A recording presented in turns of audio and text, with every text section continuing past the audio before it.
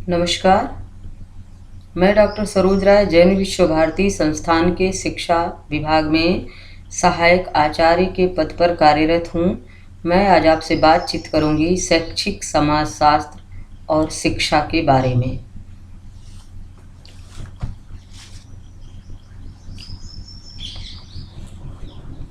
शैक्षिक समाजशास्त्र समाज में व्यक्ति दो प्रकार से ज्ञान प्राप्त करता है, प्रत्यक्ष अनुभव द्वारा या विभिन्न वस्तुओं विभिन्न साधनों के परोक्ष अनुभव द्वारा, जैसे रीति रिवाज, पुस्तकों और अन्य व्यक्तियों के अनुभव द्वारा। दोनों पद्धतियों में वह लोगों के संपर्क में आता है जो समाज के ही अंग होते हैं। शिक्षित व्यक्ति अपेक्षाकृत समाज में अधिक योगदान देने में समर्थ रहता है। शिक्षा समाज की शिक्षा संबंधी आवश्यकताओं की पूर्ति करती है, अतः इनके परस्पर संबंधों की पूर्ति के लिए शैक्षिक समाजशास्त्र का उदय हुआ। शैक्षिक समाजशास्त्र और समाजशास्त्र दोनों एक दूसरे के पूरक हैं। मानव की समस्त समस्याएं, चाहे घरेलू हों, चाहे विदेशी हों, चाहे राजनीतिक हो या अन्य किसी प्रकार की हों, सबका संबंध समाज से होता है, क्योंकि मानव सदैव से समूह में ही रहता आया है। समूह क्या है, किन कारणों से समाज में परिवर्तन होता है, ऐसे सभी प्रश्न समाजशास्त्र की उत्पत्ति से पूर्व पूछे जाते थे।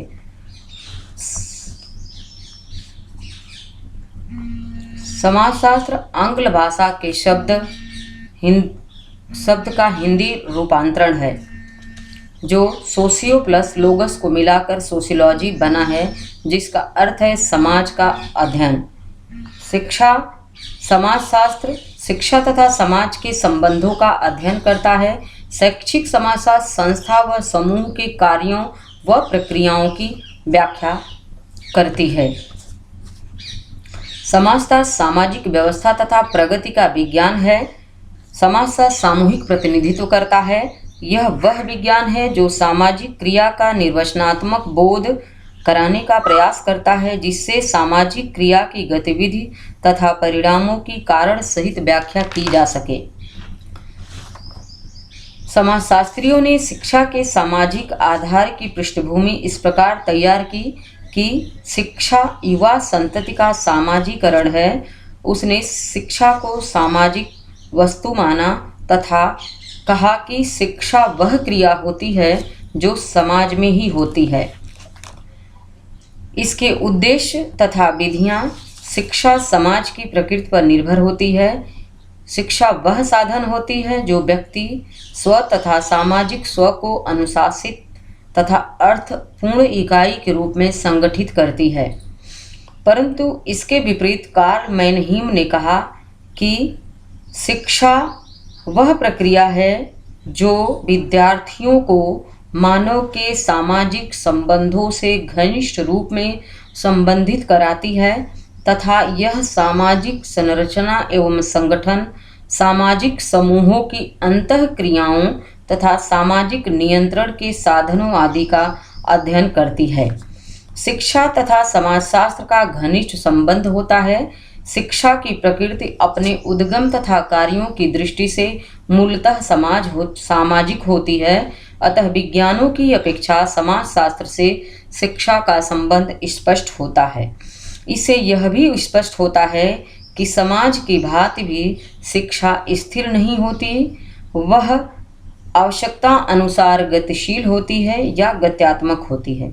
शिक्षा और समाज के घनिष्ठ संबंध ने शिक्षा के समाजशास्त्री आधार का विकास किया तथा इस संबंध ने शिक्षा के क्षेत्र में शैक्षिक समाजशास्त्र का विकास किया। परिभाषा: अगस्त काम्टे ने कहा कि समाजशास्त्र सामाजिक व्यवस्था तथा सामाजिक प्रगति का विज्ञान है। इमाइल दुर्खीम के अनुसार समाजशास्त्र सामूहिक प्रतिनिधित्व का ज्ञान है। शिक्षा तथा समाजशास्त्र शिक्षा की वह क्रिया है जो समाज में होती है, जिसके द्वारा व्यक्ति स्व तथा सामाजिक स्व अनुशासित तथा अर्थपूर्ण इकाई के रूप में संगठित होता है। समाजशास्त्र समाज का अध्ययन करता है, वह मानव के सामाजिक संबंधों से घनिष्ठतम रूप में संबंधित होता है। शैक्षिक समाजशास्त्र वह विज्ञान है जो समाज के उद्देश्यों को शैक्षिक क्रिया द्वारा प्राप्त करने का प्रयास करता है। अतः विज्ञान समाज की संपूर्ण संस्थाओं जैसे परिवार, स्कूल, समुदाय, धर्म, राज्य, समाचार पत्र, रेडियो आदि का अध्ययन करके व्यक्ति को श्रेष्ठ एवं सामाजिक प्राणी बनाने के लिए शिक्षा के उद्देश्यों, पाठ्यक्रमों, शिक्षण पद्धतियों तथा अन्य सभी अंगों को निर्धारित करता है। शिक्षा संबंधी आवश्यकताओं की पूर्ति करने वाली प्रक्रियाओं, जन समूहों, संस्थाओं तथा समितियों का अध्ययन करता है। शैक्षिक समाजशास्त्र व्यक्ति की अंतःक्रियाओं तथा सांस्कृतिक वातावरण का अध्ययन करता है। सांस्कृतिक वातावरण से तात्पर्य प्रत्येक व्यक्ति सामाजिक तथा समूह तथा आचरण के प्रतिमान होते हैं और वह विज्ञान जो सामाजिक संस्थाओं, सामाजिक समूहों, सामाजिक प्रक्रियाओं में निहित रहता है उसका वर्णन तथा व्याख्या करता है। शैक्षिक समाजशास्त्र शैक्षिक समस्याओं के लिए समाजशास्त्र का प्रयोग करता है और विद्यालय में सामाजिक घटना का भी अध्ययन करता है जिससे संस्था का सामाजिक पर्यावरण में, सामाजिक जीवन में सुधार किया जा सके। शिक्षा का समाजशास्त्र शिक्षा तथा समाज के बीच का संबंधों का वर्णन करता है तथा शिक्षा प्रणाली में निहित सामाजिक प्रक्रियाओं तथा सामाजिक प्रतिमानों के विश्लेषण का वैज्ञानिक अध्ययन भी करता है। शिक्षा का समाजशास्त्र शैक्षिक समस्याओं के प्रभाव के अध्ययन पर बल देता है तथा शिक्षा के अध्ययन पर इस प्रकार भी बल देता है कि शिक्षा के समाजशास्त्र में सामाजिक अंतःक्रिया तथा समाजीकरण को विद्यालय तथा समुदाय में प्रमुखता प्रदान की जा सके। यह इस प्रकार से अध्ययन का क्षेत्र भी है जिसमें इतिहास, दर्शन, शिक्षा का समाजशास्त्र, तुलनात्मक शिक्षा भी समाहित होती है तथा इसके अंतर्गत विश्लेषणात्मक तथा संश्लेषणात्मक क्रिया भी होती है। यह एक अनुभवजन्य क्रिया भी है तथा जो शिक्षा की समस्याओं पर केंद्रित होती है। यह विद्यालय की सामाजिक समस्याओं के हेतु समाज का निर्धारण करती है। यह समाजशास्त्र का व्यावहारिक रूप भी है।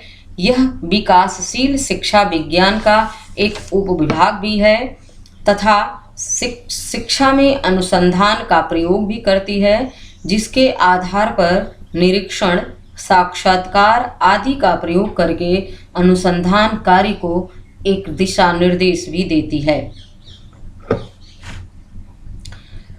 प्रत्येक समाज के समस्त महत्वपूर्ण प्रश्न यह होता है कि वह अपने अस्तित्व को बनाए रखे, इसलिए वह परंपराओं, रीति रिवाजों, त्योहारों, शिक्षा, कानून आदि अनेक उपायों से यह प्रयास करता है कि उसकी निरंतरता बनी रहे। कोई भी समाज अपने को नष्ट करने की बात नहीं करता। इस प्रकार प्रत्येक समुदाय या समाज की अपनी सामूहिक चेतना होती है जो रिश्तेदारी, निकट संपर्क के संबंध, दूर के सामाजिक संबंध, श्रम विभाजन के संबंध आदि से यह भावना विकसित होती है कि चेतना की अभिव्यक्ति, सामूहिक प्रतिनिधित्व। जो व्यक्ति समाज में रहता है वह समाज की निर्णयात्मक तथा सर्वाधिक शक्ति का प्रयोग किस प्रकार से करता है, इसलिए सामाजिक तथ्यों, व्यवहार, विचार, अनुभव या क्रिया के पक्षों के द्वारा वह विशेष रूप से ये इस प्रकार पर बाध्य होता है कि सामाजिक चेतना किन किन पक्षों से संबंधित होती है इसका निरीक्षण किया जा सके। क्योंकि शिक्षा एक सामाजिक वस्तु है जो समाज के समग्र रूप में उस आदर्श का निर्धारण करती है जिसको हम शिक्षा के माध्यम से प्राप्त कर सकें। समाज का अस्तित्व तभी है जब उसके सदस्यों में आपस में समरसता बनी रहे और जो शिक्षा की आवश्यकता की पूर्ति करती रहे। इसीलिए शिक्षा व्यवस्था में सहयोग का अभाव रहता है। इसलिए समरसता का विकास करते हुए समाज की निरंतरता को बनाए रखने के लिए शैक्षिक समाज शास्त्र विभिन्न प्रकार की क्रियाएं करता है कि समाज में जितने प्रकार के लोग रहते हैं, जितने वातावरण में लोग रहते हैं, उतने प्रकार की शिक्षा व्यवस्था होगी, तभी समाज समग्र रूप में शिक्षा के लक्ष्यों को निर्धारित कर पाएगा तथा उसको पूरा भी कर पाएगा। जब तक शिक्षा समाजशास्त्र पर आधारित नहीं होगी, तब तक उसका दर्शन मौलिक नहीं होता। इसलिए उसने सरल तथा सशक्त भाषा में अध्यापन अधिगम के सामाजिक पक्षों पर बल दिया और शैक्षिक समाजशास्त्र के अनुसार विद्यालय को प्रभावी रूप से कार्य करने के लिए समुदाय से संबंधित सामाजिक संस्था के रूप में कार्य करना चाहिए। परिभाषा। ओटावे के अनुसार शिक्षा एक सामाजिक क्रिया है और इसकी विधि और इसका लक्ष्य समाज विशेष के मान्यताओं के अनुसार होता है। क्योंकि हर समाज की एक मान्यता होती है, हर समाज की एक परंपरा होती है और शिक्षा व्यवस्था भी कहीं न कहीं उन मान्यताओं, उन परंपराओं, उन मूल्यों से संबंधित होती है या यूँ कहें आधारित होती है।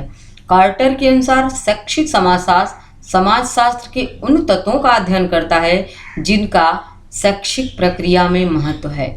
समाजशास्त्र के कितने तत्व हैं, कितने प्रकार के लोग रहते हैं, उसमें किन किन विचारधारा के लोग रहते हैं, उनका आपस में कैसा संबंध होता है, उनका अध्ययन करता है। पैनी के अनुसार शैक्षिक समाजशास्त्र सामाजिक संबंधों का वर्णन और व्याख्या करता है जिनमें या जिनके द्वारा व्यक्ति अपने अनुभवों को प्राप्त और संगठित करता है। क्योंकि शैक्षिक समाजशास्त्र के अध्ययन में व्यक्ति और उसका सामाजिक परिसर दोनों को ही समाहित किया जाता है, परंतु इनमें से कोई एक दूसरे से स्वतंत्र नहीं माना जाता। उनके पारस्परिक संबंधों का पूर्ण विवेचन होना चाहिए, क्योंकि सामाजिक अन्योन्य प्रक्रिया में शैक्षिक समाजशास्त्र की विषय वस्तु उपलब्ध होती है। इस प्रकार शैक्षिक समाजशास्त्र न तो अकेला शिक्षा शास्त्र है और न ही केवल समाजशास्त्र। शैक्षिक समाजशास्त्र दोनों क्षेत्रों के ज्ञान का उपयोग करता है और समाजशास्त्री सिद्धांतों का संपूर्ण शैक्षिक क्रिया में उपयोग करके यह एक नया शास्त्र बन जाता है। इसलिए शैक्षिक समाजशास्त्र प्रगति का साधन है। शैक्षिक समाजशास्त्र शिक्षा के उद्देश्यों को निर्धारित करने का आधार है। यह एक व्यावहारिक समाजशास्त्र है। यह समाजशास्त्र समाजीकरण की प्रक्रिया का विश्लेषण है तथा शैक्षिक कार्यकर्ताओं के लिए प्रशिक्षण भी है। इस प्रकार शैक्षिक समाजशास्त्र सिद्धांतों का प्रयोग मात्र है जिससे विद्यालय में शैक्षिक कार्यक्रमों में सुधार किया जा सके। इस विषय के प्रमुख स्रोतों के आधार पर यह कहा जा सकता है कि शैक्षिक समाजशास्त्र विद्यालय स्थिति को शोध का क्षेत्र बना पाए तथा शिक्षा का समाजशास्त्र ज्ञान की वह शाखा है जो विद्यालय तथा समुदाय में शैक्षिक प्रक्रिया के माध्यम से सामाजिक शक्तियों को समझने तथा नियंत्रित करने का प्रयास करती है।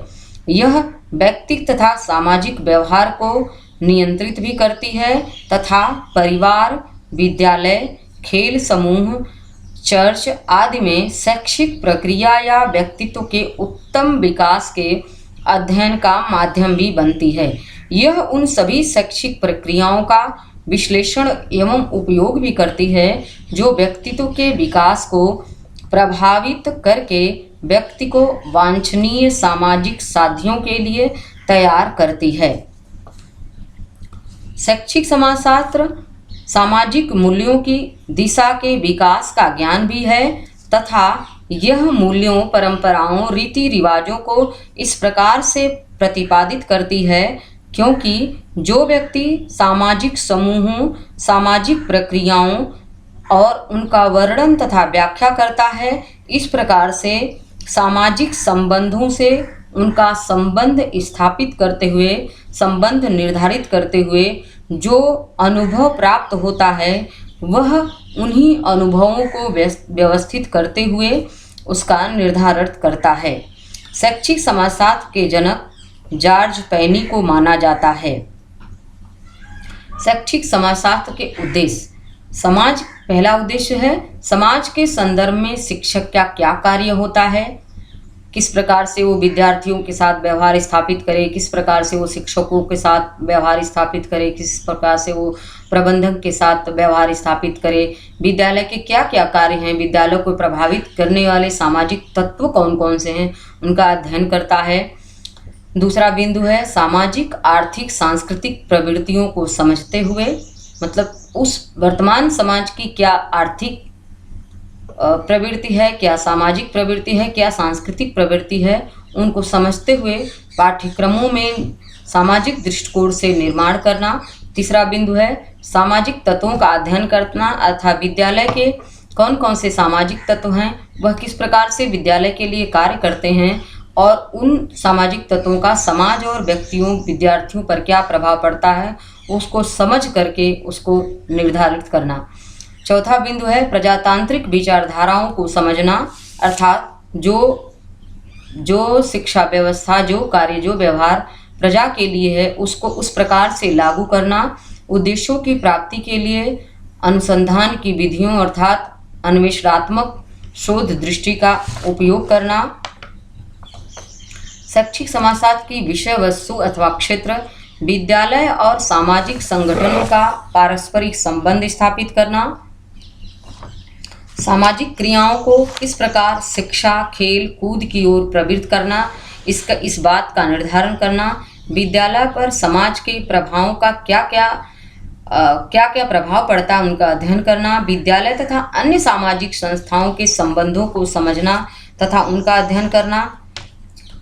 व्यक्ति और समाज की दृष्टि से पाठ्यक्रम में परिवर्तित करना, अर्थात व्यक्तिगत विभिन्नता को आधार कर मानकर बदलते हुए समाज की सोच, शैक्षिक दिशा को उस दृष्टिकोण से पाठ्यक्रम में परिवर्तित करना। अगला बिंदु है समाज, उसकी मांग, आवश्यकता, सामाजिक प्रक्रिया, सामाजिक संगठन, अर्थात क्या वर्तमान समाज की आवश्यकता है, उसकी डिमांड क्या है, उस समय की समाज की सोशल प्रक्रिया क्या है, तक पर्टिकुलर किस समाज व्यवस्था का विद्यालय है, संस्था है, वो कौन कौन से सामाजिक संगठन उसमें कार्य करते हैं, किस प्रकार से वह समाज द्वारा नियंत्रित होता है तथा किस प्रकार से वह सामाजिक प्रगति के लिए कार्य करता है, इसका अध्ययन करना। शैक्षिक समाजशास्त्र के कार्य, यह समाज की सभ्यता, संस्कृति का पोषण भी करता है, संरक्षण भी करता है और विकास भी करता है। अर्थात वर्तमान समाज की कौन सी सभ्यता है, कौन सी संस्कृति है, उसको जो चल रही है उसको पोषण करता है, उसको संरक्षित भी करता है विद्यार्थियों के द्वारा और आगे आने वाले पीढ़ी के लिए, समाज के लिए उसको विकास करने के लिए भी संरक्षित करता है। दूसरा बिंदु है समाज की आवश्यकताओं को पूरा करना एवं पाठ्यक्रम में सुधार करना। जिस समाज के लिए विद्यालय का निर्माण हुआ है उन सारी आवश्यकताओं को पूरा करना और उसके आधार पर पाठ्यक्रम में सुधार करना।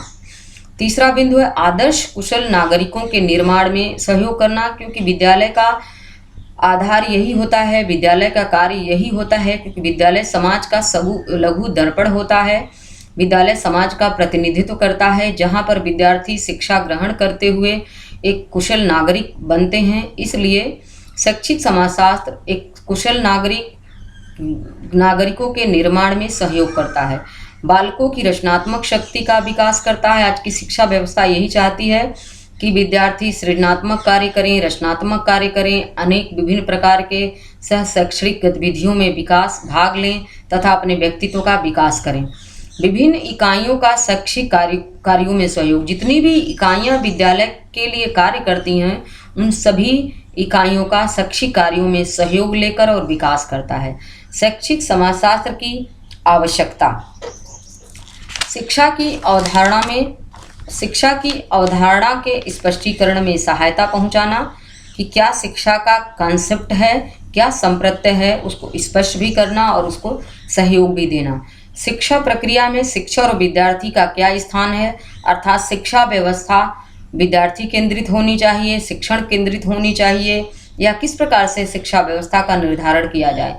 शिक्षा के पाठ्यक्रम का निर्माण करने में सहायता करना, अर्थात किस प्रकार से पाठ्यक्रम का निर्माण किया जाए, इसमें सहयोग देना। शिक्षा में अनुशासन की अवधारणा को स्पष्ट करना, अर्थात अनुशासन कैसा होना चाहिए, स्व अनुशासन होना चाहिए, प्रजातांत्रिक होना चाहिए, कठोर अनुशासन होना चाहिए, उसका क्या संप्रत्यय है उसको स्पष्ट करना।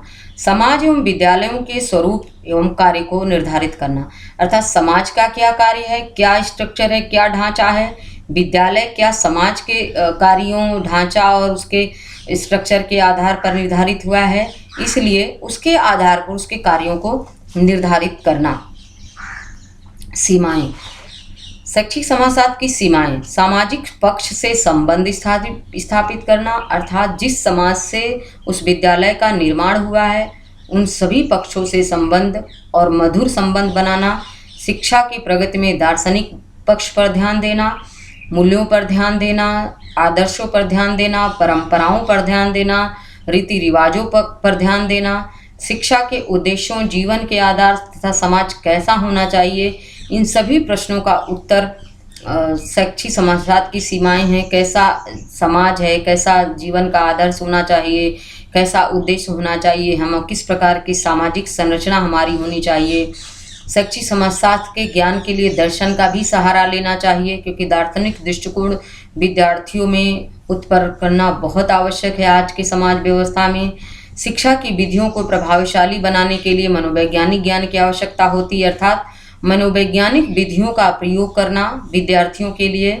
शिक्षा की प्रभावशाली प्रक्रिया के लिए मनोवैज्ञानिक स्थिति का ज्ञान, कैसा शिक्षा की प्रक्रिया किस प्रकार प्रभावशाली बन सके, इस प्रकार से मनोवैज्ञानिक स्थिति का ज्ञान होना चाहिए। बहुत धन्यवाद। अगली कक्षा में हम बात करेंगे समाजीकरण और शिक्षा क्या होती है।